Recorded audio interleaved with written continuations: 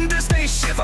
Goalkeepers nervous, strikers, they'll deliver. Crowd roars erupted, you can feel the quake. 80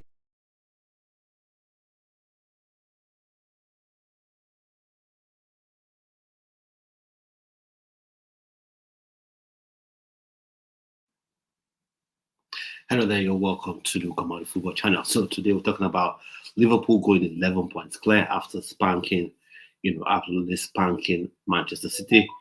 And of course, Mr. whatever I want to call him, said something very distasteful about the AFCON, something very ignorant, something very unwise. And we're talking about it as well. And that's Mr. Jamie Carragher. We're talking about what he said about Mo Salah, inability to win the Ballon d'Or. And we talked about Ademola Lookman's response, an actual response to Gasperini's comments about his penalty and his play at Atalanta overall.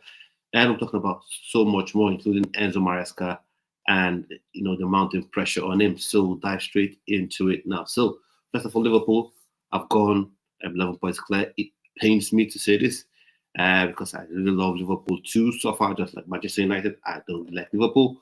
But you have to give teams their dues. If they're doing what they have to do, delivering on the pitch, the coach is keeping it simple, keeping it tight, playing players in their rightful positions, players like Mo Salah delivering, scoring goals, coming up with assists, actually being dominant this season. So you give them the dues. They've been playing very, very well, in my opinion. So for me, the difference between an Arne Slot and Enzo Maresca is that he's coming to a team, he's kept the style simple for the most part, but has been dynamic in times when he has had to be. Now, Enzo Maresca, you would say he switched it up a bit, in the Aston Villa game, but he's waited too long. He's had so many injuries to key players in the team that would have really made a difference. For instance, what he chose to play against Aston Villa yesterday, the weekend on Saturday, if you had Noni Madueke there, it would have been a lot different to what having Pogba play in that position, because one thing you'd have had Neto on one side, have Noni Madueke on the other side, and have had that balance of pace and dynamism. But still talking Liverpool, amazing performance, smashing the Man City. And for me, this season is over for Man City. I give them sort of a break. I give them a way out because they've been absolutely dominant, back-to-back titles, Premier League titles, winning the treble. It's not an easy feat at all. Many teams won't be able to do it. So they allowed one bad season, and the one bad season they're having, that's still in the Champions League spots, and they only lost they lost out in the Champions League knockout rounds against Real Madrid, which is one of the best sides in the world, and definitely would beat every other team, maybe including this Liverpool side. So I give Man City that's out. They have the right to have an off-season. Pep Guardiola has the right to have an off-season. So they're finishing Champions League spots this season, then I think that's a victory for them, because the way they had been playing, I would say the last month prior, you wouldn't have expected them to be in the Champions League spots. But likes of Chelsea are falling off. Newcastle aren't too consistent. Nottingham Forest, whilst everyone has been impressed with the way Nottingham Forest have played, the way Espirito Santo has set them up, you still expect that come end of the season that they'll probably not be in that Champions League spot, and they will do well to finish in those European spots, maybe in Europa League, and maybe, who knows, they could even drop down to the Conference League. But for now, I think they're doing well based on the teams they're competing with for that top four spot and the caliber of players they have, in their squad. So for me, Nottingham Forest, that's fair. But Liverpool, that I want to talk about right now, they've been very good, played very well. Mo Salah, an exceptional player. For me, he's still not better than Eden Hazard, in my opinion. People keep going about, oh, now he's better than Hazard, he's better than Hazard. No, he's not, in my opinion, because for me, it's a number of things that makes a player wonderful. How consistent is that puts that when you're rating players, because obviously Mo Salah and Eden Hazard are top level players, and amongst the best that we've ever seen in Europe and in the Premier League. So you really will be splitting heads when you're trying to determine who's better or who's better than the other. So, but for me, how the person played, the type of team the person was in, the type of coaches the players had to play under. Because for me, Eden hasn't played under ultra defensive coaches like Antonio Conte, Jose Mourinho, and delivered playing for those coaches. He played under possession style manager like like Sarri, and he still delivered as well. And I'm sure if he was in this Chelsea squad, he would still have been, delivering. So take nothing away from Mo Salah. He's a wonderful player. Probably for me, I think he should win the Premier League Player of the Year, and should be in there for a strong shout to win the Ballon d'Or. Now, this takes me, I wouldn't say nicely, but it takes me to talk about, Jamie Carragher and the statement he made, part of the, Sky Sports post-match analysis and all that stuff. So he went on to talk about, Mo Salah is a wonderful player, blah, blah, blah, blah. But one thing that would be a hindrance to him winning, the Ballon d'Or is that he's from Egypt. I'll read out his quotes, his exact quotes, and then I'll give my opinion and thoughts on it. So let's just see now. So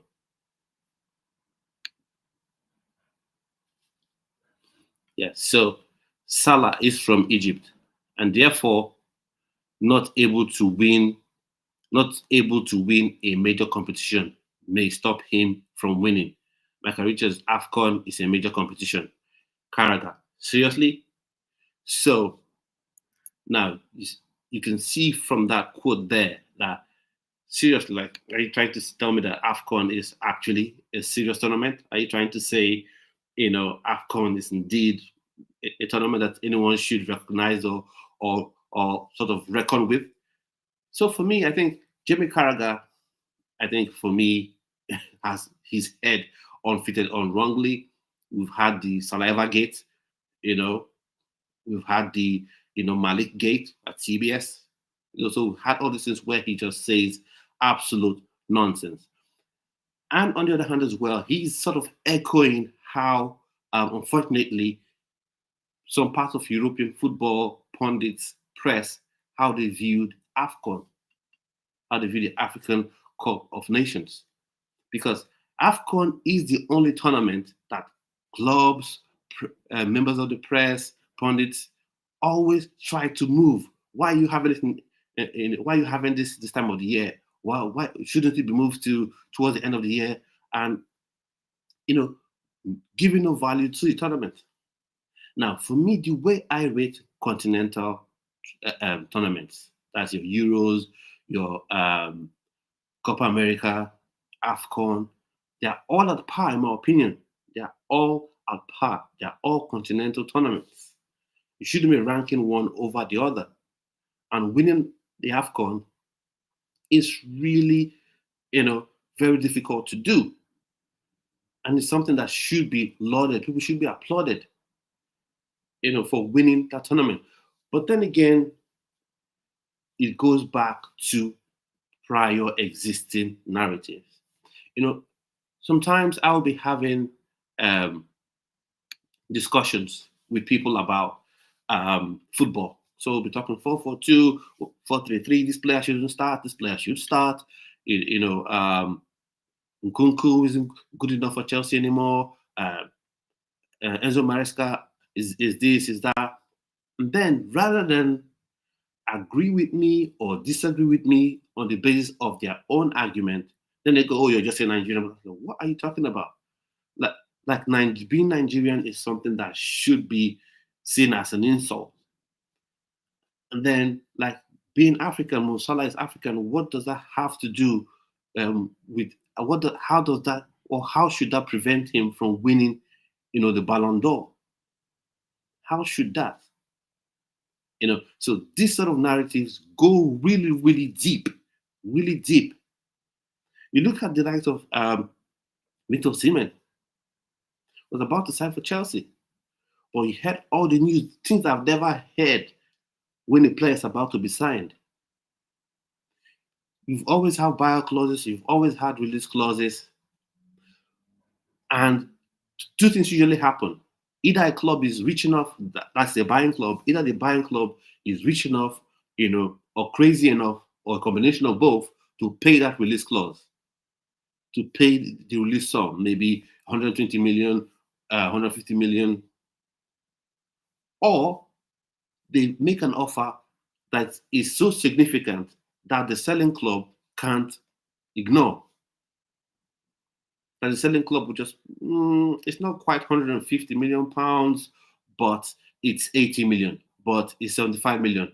And to receive that as a huge lump sum payment, then I think, that's tempting enough.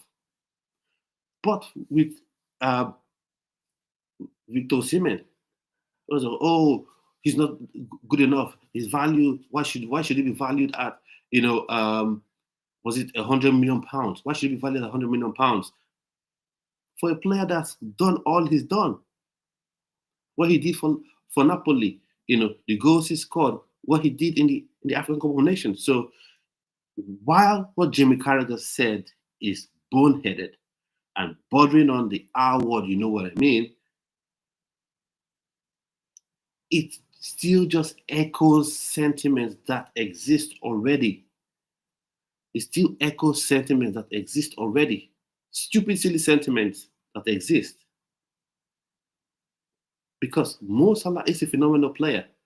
Because for me, if you had a player that was playing for an European team and the player was playing very well for his club, about to lead them to, a Premier League title, La Liga title, Italian Serie A title, and that player was also had the possibility of winning the Euros, the argument would have been if Mo Salah, let's use Mo Salah as an example, if Mo Salah is able to lead Sweden, for instance, to the Euros semi-final or to win the entire thing, and lead Liverpool to the Premier League title, you would have a strong shout for the Ballon d'Or. It should be in the conversation. That would have been the narrative. But when it comes to the African Cup of Nations, comes to African players, we seem to have a different sort of narrative and dynamic that seems to go on. Now, some people say, "Oh, why are you making about this?" But that is the truth. Listen to the narrative.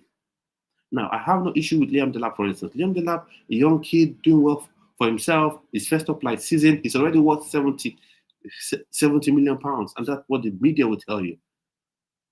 But a top class player like Victor Osimhen wasn't seen to be worth that. Now, going back to Mo Salah.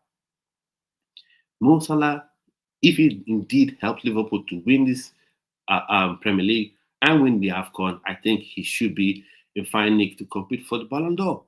But then again, let's see how that actually goes. If that would indeed happen. But I bet you the same sort of distasteful, disgusting, annoying narrative that Jamie Carragher was spewing out on Sky Sports would still be the narrative that would run through the minds of the voters for the Ballon d'Or. That's just the way football is until things change. And my own idea is once you begin to affect the money, then things will change. By that I mean, once African football administrators begin to affect the domestic league in Africa, make it even more attractive for players to stay in there, and only if you have a gigantic offer would you leave, then you begin to attract eyeballs to watch more of your domestic football, and the likes of the Premier League, La Liga, notice even if it's just a little shift, maybe 1 million, lose 1 million viewers toward the Egyptian league, 2 million viewers toward the Nigerian league, 3 million viewers toward the South African league, toward the Tunisian league. Once these things start happening, then immediately certain things will change. That's the way I see it. But let's see, how that shakes down. Now, next person I want to talk about is Ademola Lookman. Ademola Lookman, for me, I think he's responded in the best way possible to Gianni Gasparini, his own head coach's statement. Because Gasparini, we all know the statement he made. Where I'll just paraphrase at the moment. where he said Lookman is the worst penalty taker that he's ever seen, that he should not have taken the penalty, and other stuff. And then afterwards, he doubled down on it. Lookman was upset. I didn't mean to upset anybody without apologizing. He doubled down on the previous statement He made. Now, Lookman in the game versus Empoli, he scored 2 goals in the space of 15 minutes. So that's the best way to respond. You respond on the pitch. Don't have this back and forth, because the media, content creators, that's what they want to see. They want to see this back and forth where you're arguing with your coach, and that makes for good engagement for those media outfits, but it doesn't really profit you that much. So he's put up his own statement, happy with it, and then he's gone out on the pitch and he's delivered. And that I can't pronounce it, the Belgian player, they killed Larry. Don't worry, I want to learn how to pronounce that name.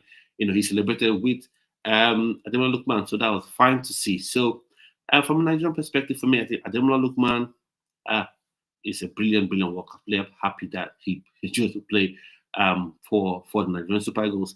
And then again, one thing I want to mention, Ademola Lookman's career, contract would be expiring very, very soon at Atalanta. So what do you think should happen? For me, I think Ademola Lookman, do not make the mistake Victor Osimhen made. Do not renew that contract. Don't do it. Because if you renew that contract, you would despise yourself. Ademola Lookman, if you're listening, if you're watching, do not renew the contract. You move now, because Victor Osimhen has a similar issue with Napoli.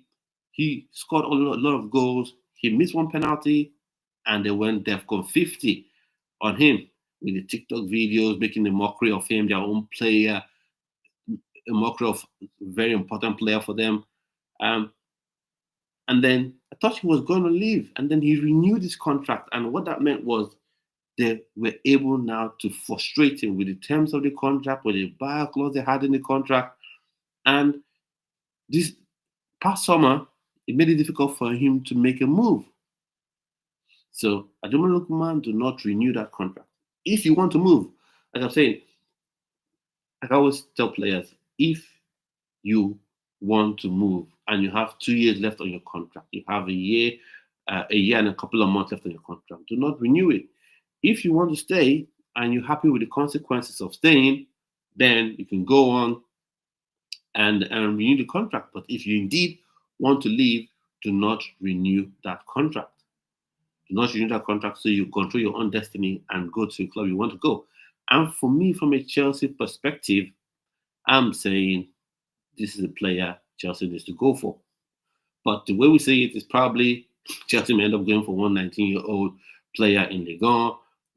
That's maybe 3 assists and five goals in maybe 25 games, and then that's the player that will be signed and brought in, as opposed to bringing an experienced player that has it all.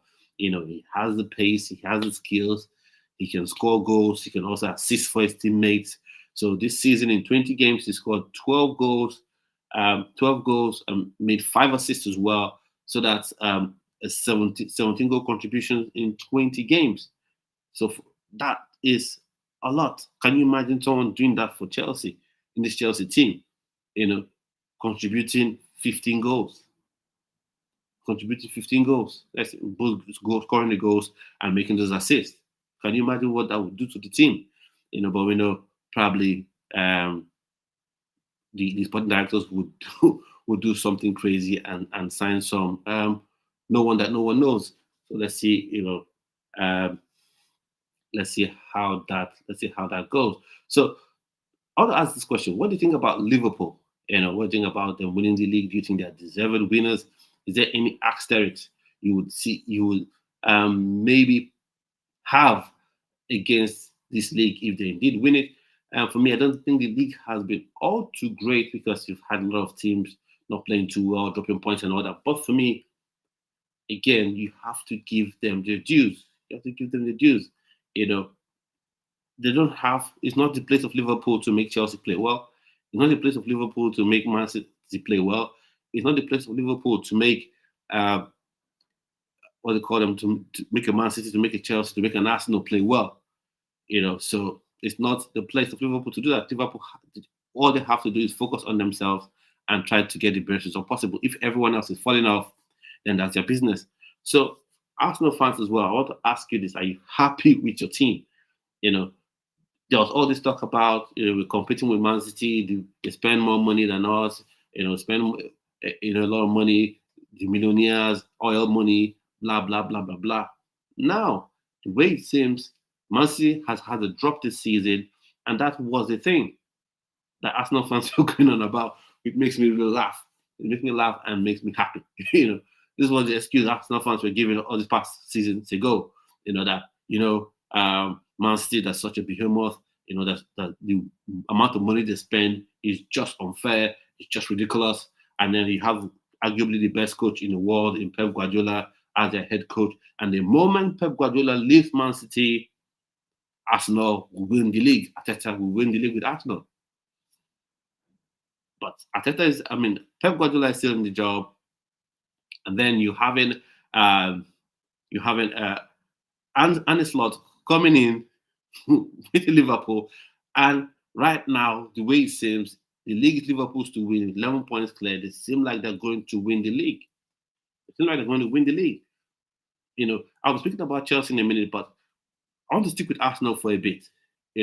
People criticize the recruitment of Chelsea, which is poor, which has been poor, but Arsenal's recruitment hasn't been better. Hasn't really been that much better, in my opinion. It hasn't been that much better because you've known from day one you need a striker.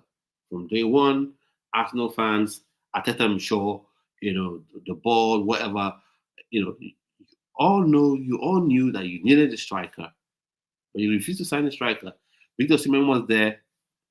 I think if Arsenal had come in while Chelsea sporting directors were fooling around, probably they would have signed him. They would have signed him. That didn't happen. Gyökeres was there. They didn't sign him. When you knew you play so well, you create lots of chances, but you don't score goals. And you have these strikers out there, and you refuse to sign them. So Arsenal fans, what do you think about Arteta? Do you think about your club? Are you happy with the situation of your club? For me, as a rival fan, I'm happy with the situation of your club. I'm happy that, the Arsenal directors are not taking things seriously, almost as, almost in the same vein, as Chelsea and Chelsea's, sporting directors. So now let's talk about Chelsea now. Enzo Maresca is in a world of pressure for me. I know the board has come out with a statement, not with a statement, but the reports are, they're showing support for Enzo Maresca. They're making him part of discussions coming for the next season coming in terms of players that want to get in and things like that. That's fine. That's all well and good. But I feel he's under pressure.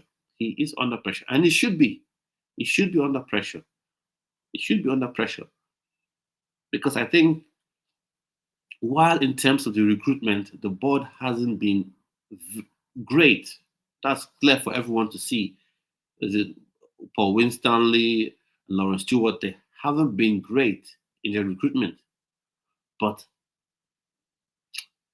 Enzo Maresca has made serious errors this season. He has made serious errors. And that's the thing I want to say to people about the size of a squad. Because every time people like to say, oh, the squad is too small. Oh, the squad is too small. I mean, also, no, it's too big. It's too large. It's too large. A large squad.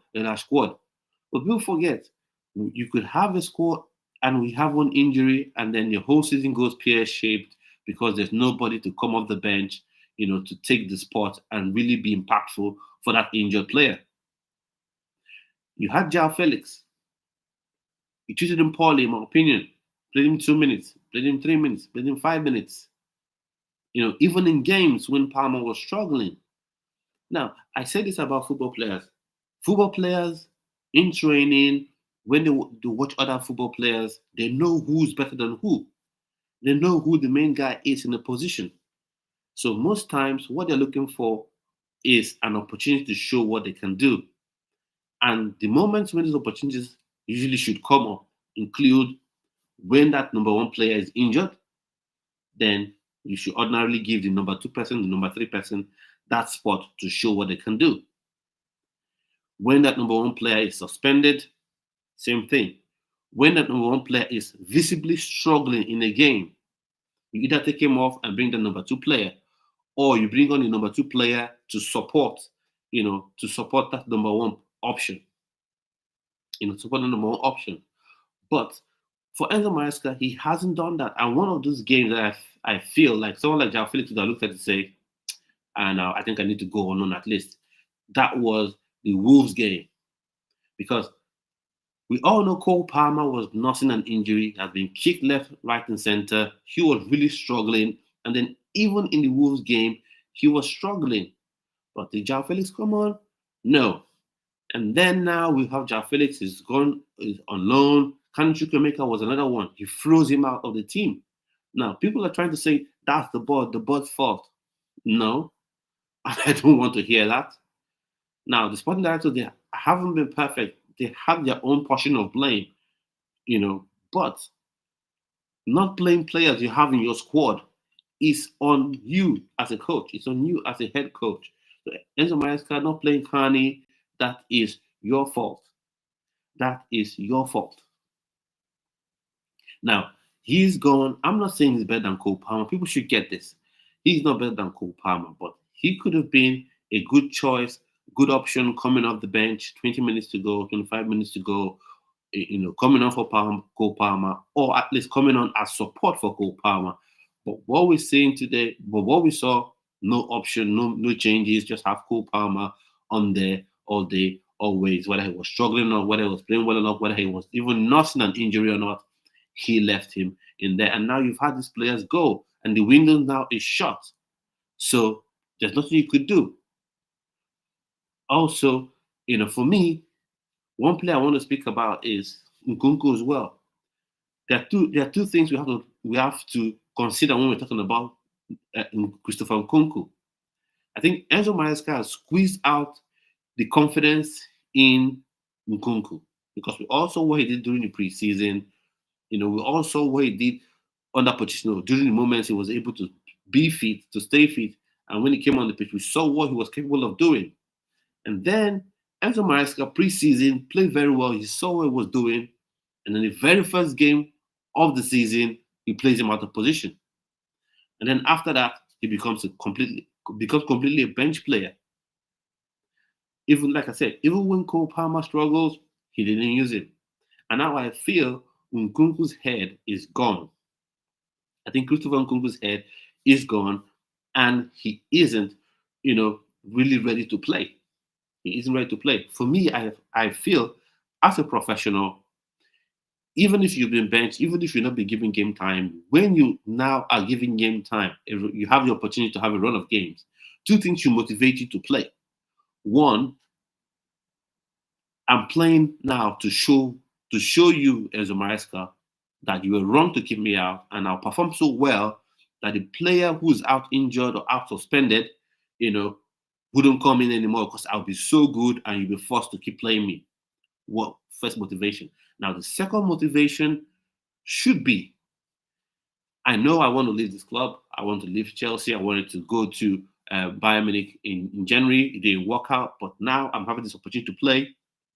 I will play so well and put myself in the shop window so that Bayern Munich will come to the table once again. If Real Madrid could come, Juventus could come, maybe Manchester United could come, different clubs could come to the table for my signature. That's speaking as a Christopher Nkunku, at least thinking as how you should have or how you should be thinking. We'll come again, I'll play so well, I'll perform so well on the pitch that I'll put myself in that shop window so I will be bought and I can leave this club, leave hard and struggling. But Nkunku hasn't shown any life. He hasn't shown that there's life left in him in a footballing perspective. The Aston Villa game was so poor. It's beginning to remind me of Sterling. There's this thing Sterling used to do. Sterling will stand between the defender, you'll find in a nice tidy spot. Stand between the opposition defender and the Chelsea fullback or the Chelsea defensive midfielder or a midfielder from Chelsea and just remain there. not pressing, just jockeying side to side, knowing that he is unable or he would be unable to affect the game offensively or defensively in that position. And that's what Nkunku did in that Aston Villa game and in other games previously. He doesn't press, he doesn't make those runs in, and if the ball isn't crisp and perfect to a T, the ball doesn't come straight to his feet.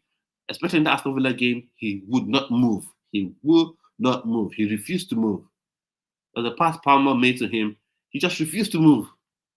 And he was doing this thing that players do now, I can't show my feet, but you know what they do? They do their hands like that to say the ball should come to my feet, the ball should come to my feet, should come to my foot. So for me, Christopher Nkunku, if I was Enzo Maresca, he wouldn't play anymore. Because you can have all the ability in the world, you can be the best player, you can be, the second coming of Lionel Messi, the second coming of Cristiano Ronaldo. If you're willing to show your ability on the pitch, then your ability is no ability. If you're willing to show that skill you have, that technique you have on the pitch, then there's no point, for you to be on the pitch. Now, if I'm Enzo Maresca, like I said, the sporting directors, they have a large portion of the blame to bear, which is the recruitment has been poor. So if I'm Enzo Maresca, I'll just make some changes and say, okay, I'll reach down into the academy and put certain players in certain positions. Like from Nkunku, I'll play Atalanta there. If Madueke, I think he'll be out injured till the end of the international break. So for me, what will happen is I would, maybe bring an Ato Ampa, for instance, bring him on, and so you have Ato Ampa and you have Pedro Neto, or you bring a Dujon Richards. So you have Dujon Richards on the left, and you have Pedro Neto, have Dujon Richards on the right and Pedro Neto on the left. Because what we saw from that Aston Villa game is Pedro Neto was the only outlet. Pedro Neto was the only outlet for that long ball from the back. He was the only outlet because he, was the only player on that pitch with real pace, at least in the attacking third. He was the only player with real pace. Palmer, we know Palmer is quick, but he's nowhere near being electric, nowhere near being pacey. That's not his bag. That's not his, play. Palmer is more of being technical, being good on the ball, having amazing technique, beautiful first touch, control, skill on the ball. But being quick is not part of, Cole Palmer's, style of play, or what the kids will say is that's not his bag, so to speak. So that's what I would do. Play the kids, or like you have a Tyreek George even. I think he's the next one up. You could play Tyreek George and Pedro Neto. And for me, Jadon Sancho at this minute should be standing behind Cole Palmer. That is, he should be, sort of like a replacement for Cole Palmer if you want to take Cole Palmer off for any reason, or if you want to bring someone else to support Cole Palmer, then maybe Jadon Sancho comes on. But in terms of if you're playing against teams with a high line, Jadon Sancho would do nothing for you. Jadon Sancho would do nothing for you. That's my opinion, because it's not his style of play to run in behind. He likes the ball to fit, so he can dribble. And you can see the good side of that. He has a very good first touch, exquisite first touch. The ball always seems to be, magnetized to his leg, always seems to stick to his legs. But he doesn't have the pace to go in behind, to stretch, the opposition fullback. He doesn't have it. He doesn't have it. So if you're looking to play that kind of formation where you need your wingers to really be electric, then Jadon Sancho shouldn't be the one you're bringing on, in my opinion. Get you a Tyreek George. He's not the best. Honestly, he's a very, very good youngster. He's inexperienced from the academy, but due to the poor recruitment this January, that is what you have, and that is what you should use, in my opinion. And what you should use, come to the striking position, McGill and Jackson injured, but you had David Washington. They never give a look. He never looked at him for any reason, whether you feel he's too young, whatever. He didn't have a look at him. Now he's gone, so that window is closed. The opportunity is gone. So you have to, in my opinion, reach deep into the academy and use the Shemin Mueka, for instance, as a stopgap. Because for me, some people say play Nkunku, but the one Nkunku has been playing, really, do you want him to play? Do you want Christopher Nkunku to really, really play? So I want to ask. So the other topics I've been talking about so far, talked about Liverpool being 11 points clear. Do you think they can actually do it this time around? For me, I don't want to admit it, but I think they will be. They will be champions come the end of the season. It's one thing to be a fan, one thing of a rival club. It's one thing for you to be anti one club, but it's also another thing for you to be delusional. Of course, it's be delusional to say, Liverpool are not going to win the league. No, they're going to win the league because if they don't win the league, it's an absolute disaster. It will be one of the shocks of the century because 11 points clear, so they can comfortably lose 2 games in a row and still go on to win the league. So for me, but I don't even see that happening. And then the chasing pack as well. It's not like you have Arsenal red hot, on the heels of Liverpool, winning all their games. Arsenal are dropping games. Losing to West Ham. They're dropping they're dropping points as well. So for me, and then Man City are just a shambles. Chelsea that should have taken advantage of the poor state of Arsenal and Man City, have been an absolute wreck.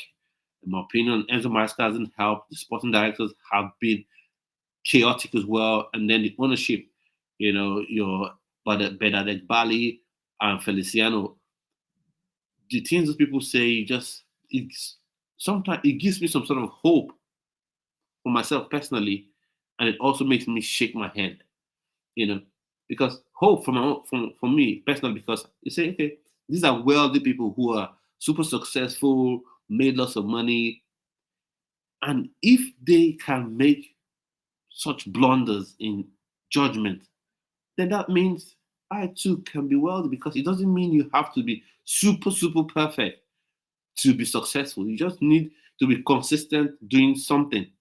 Find something you're good at, find something you enjoy doing, be consistent day in, day out, keep doing it, and you could be successful.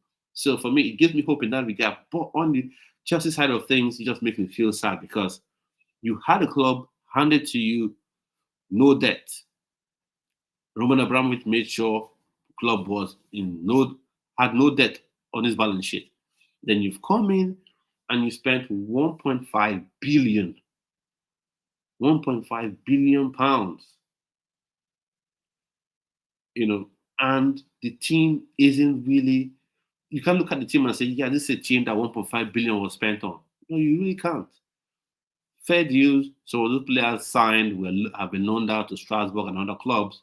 But still, if you're spending that money and your whole idea is you want to improve the brand of the club, you want to, ensure the club wins, you should have made some better signings to ensure that the club continues to compete, in my opinion. Because the way they're going on about this, I don't even know next season, because I don't know what they're talking about. They're having discussions with Enzo Maresca, hopefully going into next season. They'll be able to get new signings, and they're talking with Maresca about new signings and all that. That'll make the team better. So who are you going to sign? Like, really? Because we've heard this before. We heard this with Pochettino. They have a discussion with Pochettino. He has input, on the players, with respect to the players they want to sign, So it's going to be better going in. And then before we knew it, Pochettino was sacked. Now, Enzo Maresca is coming. We haven't heard the same thing, having discussions with Enzo Maresca. He's part of, the strategic group, the think tank that will think about and suggest or propose, decide the players that will be signed, for next season. So for me, if Chelsea doesn't make it into the Champions League this season, it will be a disaster. It will be an absolute disaster, because you need to be in the Champions League to get that extra TV rights money, to get that extra ticket money, so to get that extra sponsorship money as well, so you can buy players that you need to buy, to really, really improve the team, so that you can also attract certain level of players as well. You know, for the third season running, going on third season now, no shirt sponsor. So that just that's just crazy talk in my opinion. And then Ademola Lookman, we've talked about Ademola Lookman as well. He's been on fine form. I think Gasparini talks a lot. He talks a lot, and he wants to put himself out as that, that strong guy that never apologizes. That strong coach has to be a strong head coach. First of all, he shouldn't have made a statement in the first place. Because why? And you shouldn't be making it about your player, your most important player. I'm not saying you shouldn't be able to criticize your player. You should be able to, but you don't have to be unfair, to the player. Now, I want to pose this question to you: with Mo Salah almost certain to win his second Premier League title, where does that now make him better than Eden Hazard, in your opinion? You think that makes him a better player than Eden Hazard? That puts him higher, in the rankings of players? I'll give my own opinion. You can have your opinion in the comment section. For me, I don't think so. I still have Eden Hazard rated higher than what's it called, higher than Mo Salah, in my opinion, because I think he brings more to the team and he's done more. He's played, not only played, but thrived and was being impactful and successful playing for managers who have different philosophies. Mo Salah has only played for two managers who are very similar in terms of their style of play. They're all attacking, playing to his strengths, not expecting him to put in a defensive shift. And fair dues to him, he has shown. So, but like I said, when you're talking about two great players, you really would be splitting hairs. So for me, the reasons I've given, that's what puts Eden Hazard for me above Mo Salah in my opinion. And then Jamie Carragher thing, what are your thoughts and opinions on that statement that he made about the AFCON and Mohamed Salah? What are your thoughts and opinions on that? Like I said previously, Jamie Carragher has said it, and Jamie Carragher time and time again has proven that he is actually boneheaded. He's actually boneheaded. People say it's free speech. Yes, it is free speech. He's allowed to say what he wants to say. But you say what you want to say. If you say silly things, if you say stupid things, then you should be criticized. Then, the veracity of your statement should be called into question. So free speech doesn't mean I'll tell you that the sky is made of chocolate and then you believe it. Free speech would mean I have the right to say the sky is made of chocolate, and then you can tell me no science backs that up, and I think you're actually wrong. So the AFCON, he has said it is a boneheaded thing. I think he's bordering on being a racer comment, because it just seems to happen every time we're talking about AFCON and African combination. It just seems to happen. But for me, I think the deeper issue is this is a narrative that is seeped into football culture, football culture, football commentary. Like I said, I've heard this before. I've heard this sort of, and this was a live commentary, live football. I think it was under 20s or the under 17s England, and in that team you had Dominic Solanke, you had I don't know, Sheyi Ojo in that team. I can't quite remember, but you had Dominic Solanke for sure, and Tammy Abraham as well. I think he was part of that team, if I'm not mistaken. And the commentator was talking about, this team, they have about 5 players that are eligible to play for England and to play for Nigeria. So what should the English FA do to ensure these players are committed to playing for Nigeria, for England? Which is normal. Just like I would say the Nigerian Football Federation should be looking to do their utmost to get certain players to commit to play for Nigeria. So every country that that have players who have dual nationalities, you should be able to do your utmost to convince a player to commit his international future to you. That's normal. And then you had this Danny Mills wanted to say, oh, what would they gain playing for Nigeria? Is it just at most you win the AFCON? Like what? Just you win the AFCON? Is that not a worthy enough tournament that a player who has affinity to an African country should be excited about winning? And for me, this goes deeper. It goes deeper. And that's why when I say, when you're talking about players playing for Nigeria, talk about players playing for Morocco, talk about players playing for Algeria. And a lot of times, a lot of Nigerian football fans will say, oh, this player is being arrogant. He wants us to beg him. No. These players have had their brains shook, have had their heads wobbled. And it started a long time ago, because when a young boy, a young girl growing up begins to hear this narrative from an early age, if you play for Nigeria, your career won't be seen as being a great one. The only way to achieve great things will be, you win the Champions League, okay, fair enough. You win the Premier League, okay, good enough. But to, be seen, you must play for England and win the Euros. If you play for Nigeria, what can you win? AFCON. AFCON is really not, what is it? Not really a tournament. That sort of narrative goes into someone's head from an early age. Person begins to feel like, for my own career, for instance, to win and to really show that I'm really good enough, I must win the World Cup. Not only the World Cup, but I must win the Euros and not AFCON. Winning the AFCON wouldn't matter much, for my career prospects. Wouldn't matter much from my, profile, how I'll be viewed, by football fans, how I'll be viewed by sponsors and all that. So that's the thing. That those subtle subliminal narratives are just seep in there. And before you know it, the player begins to see himself as not being good enough if he chooses to play for an African country. And that if he chooses to, I've seen a comment. I was talking about it in one area. You can check out that video. Whether it's England or Nigeria, who would he play for? Who would he choose? You can check out that video later on. Someone in the comments said this, that he said something that was insulting, the first word, but I'm not going to start talking about that. But his follow-up statement was, Ethan Nwaneri deserves to play at the highest level, which is what? Playing for England.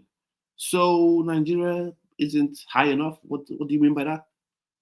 And we're not talking about playing in the Nigerian league, because the Nigerian league has to still be developed and all that, but playing for Nigeria, where you had the likes of Rashidi Yekini, Nwankwo Kanu, Daniel Amokachi, and then you're having the likes of Victor Osimhen now showing what it's all about. You're having Ademola Lookman, you're having Victor Boniface, all these players. So why would you feel, playing for Nigeria is like should be beneath Ethan Nwaneri, or should be beneath playing for England? Why should anyone have that sort of mindset?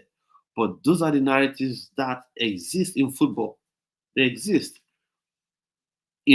People may not want to admit it. Sometimes when you say it, people act like, what are you saying? People want to act like you're saying Bigfoot is real. When you say this sort of narrative exists, and you should tackle them. And the only way you tackle it from the perspective of, these less fancied countries, Africa, this less fancied continent, is when you begin to affect the narratives. You begin to affect the narratives. You see a Nigerian 16-year-old, 17-year-old player in the Nigerian grassroots scores 60 goals. No one hears about it. No one calls him a wonder kid. Not goals, definitely not Talk Sport, not Sky Sports, not nobody calls that kid a wonder kid. But you could even see maybe a 10-year-old, scores 50 goals at that level, and that player will be called a wonder kid. So these are the narratives and the things that happen in football.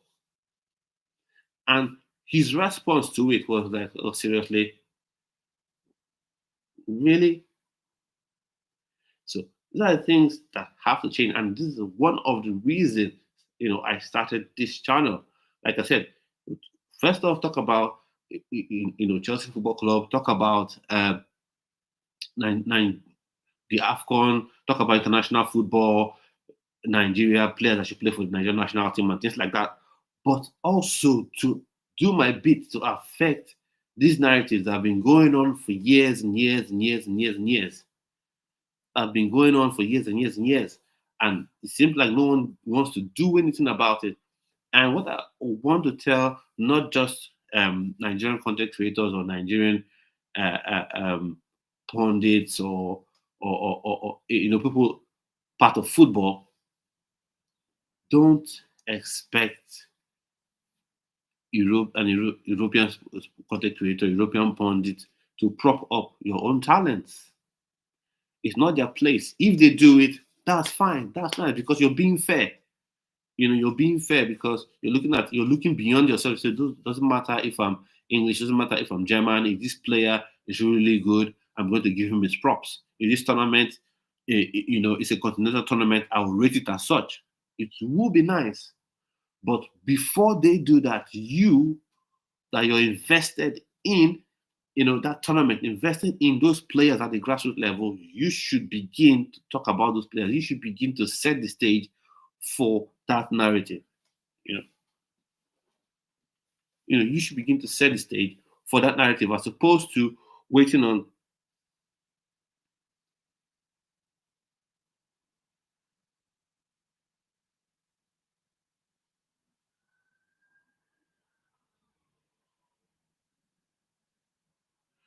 as opposed to waiting for someone else to set the narrative for you.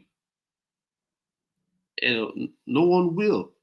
And like I said, Brazil, they've learned this. Brazil and Argentina, they've learned and understood this. That's why you see a player comes up the next minute, he's a wonder kid, he's this, he's that. Once he moves, then another player becomes a wonder kid. Because they've now got the understanding that you have to set your own narratives. And this is also a message to CAF, the Confederation of African Football. This is also a message to you. How you package this sport has to improve. How you package the CAF Champions League has to improve. How you package AFCON itself has to improve.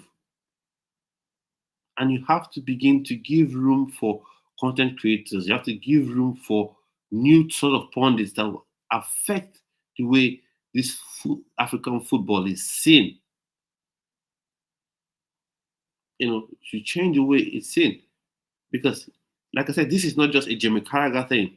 If you go down the comments, you would see what people are saying. Oh, you have better quality players in Europe, in European countries than African countries. So that makes it. That is not the point. That's not the point.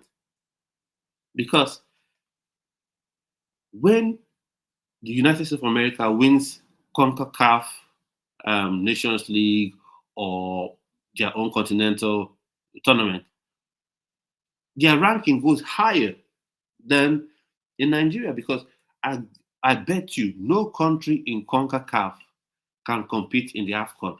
Granted. Take that to the bank. Take that to the bank. No country in CONCACAF in terms of football can compete in the AFCON. 100%. None of them can. My point is, when it comes to continental tournaments, they should rank at par. They should all be seen as, equally rated competitions in terms of their importance, because you're not just talking about commerce now, you're talking about nations, you're talking about aspirations, you're talking about national aspiration, national pride. So you don't just take that and wipe your butt with it. No, you don't. No, you don't. And that's one of the reasons this channel is set up. Because a lot of people won't talk about this. A lot of people will sweep it under the rug. A lot of people will say, he just said it. A lot of people will say freedom of speech. Yeah, freedom of speech. No one is saying Jamie Carragher should get arrested.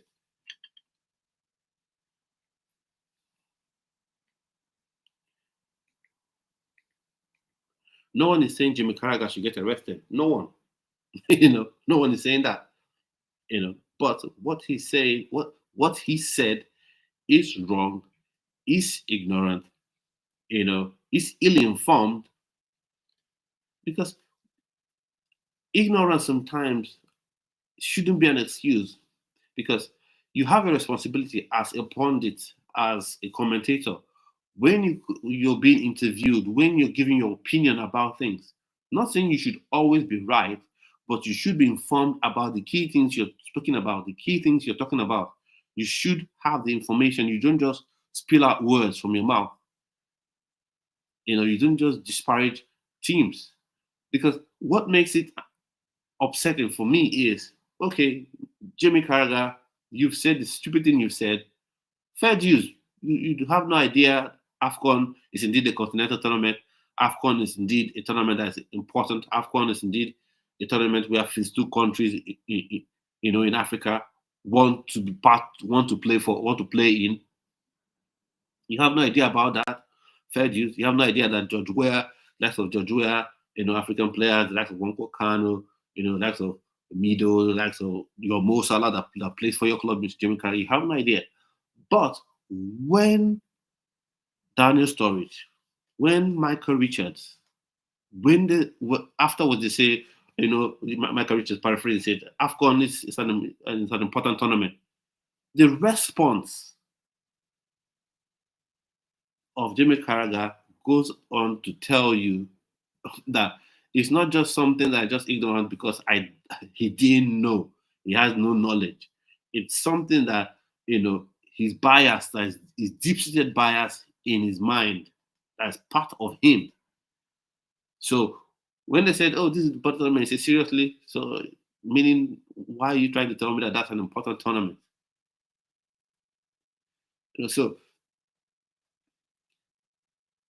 And the thing is, the voters for the Ballon d'Or, who will not come on TV, on your TV screens to say this, will share those sentiments. Will share those sentiments. They will share the sentiments, and that would affect their voting. So these are things for me I feel have to change. But want to know what your thoughts and opinions are on this in the comment section. Let me know. Subscribe to the channel, click the notification bell so I feel notified, each time I go live like this, or have a pre-recorded video on the channel. And speaking about pre-recorded videos, there will be a video coming on today talking about Cole Palmer, so keep your eyes peeled for that one. And as well, there'll be a video that could come on today or tomorrow. Keep your eyes peeled for that one as well. Talking about 3 players that have been on excellent form this past weekend and going forward, whether they could be part of. One of them is already a sure banker for the Nigerian Super Eagles, but the other 2 players, if they could then be integrated to the Nigerian Super Eagles, and let's see how they can contribute. And I'll give my 2 cents on one of these players. So all this being said, I'm gradually coming towards the end of the video. Thanks for supporting the channel. Thanks for subscribing. It's been growing gradually. Hopefully we'll hit the 1,000 subscriber mark very soon. Just keep subscribing. We have the belief, I'm going to say this, it's going to sound funny now, but to get 100 million subscribers on this channel one day, 100 million subscribers, because I want to give, make a huge impact using this channel. But for now, we are just a few away from 1,000 subscribers. So just keep subscribing, keep supporting, sharing the videos as well. And it's really important. And as well, it's really, really important, your opinions, your comments. I'd like to know what you think about things I discuss on the channel, whether it's for straight up football or whether it's for the Chelsea post-match analysis, or whether it's about the Nigerian football news analysis, whether they're about players, new players you'd like to see me talk about, or players that I've talked about playing for Nigeria, what your opinions are, if you think they're good enough for the team, if you don't think they're good enough. I'd like to know your thoughts and opinions on all that. So at this point, I've come to the end of this video. I'd like to do have a splendid rest of your day. So I'd like to say stay well and stay blessed.